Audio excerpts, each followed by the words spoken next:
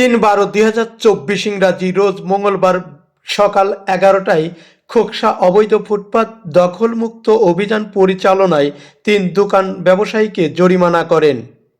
তার মধ্যে খোকসা বাজার প্রধান সড়ক সদর বিছানালয় 1000 টাকা, আলনবী হার্ডওয়্যারের 1000 টাকা, লাবলু সহ মোট 3 দোকানদারকে 3000 টাকা জরিমানা করেন।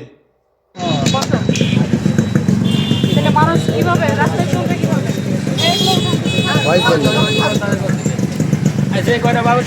সরকারি খাতে সব টাকা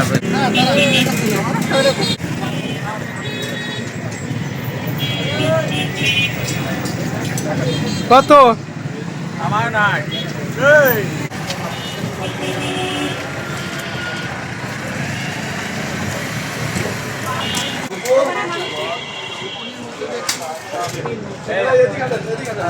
এই বর্ষণ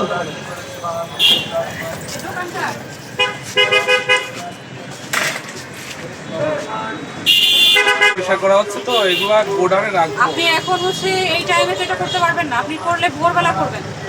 আপনি ইয়ে করেন না। ওইখানে একটু কম করেই করে সরাবেন সেটা তো আমি বলবো না যে আপনি সরাবেন, এটা সরাবেন না।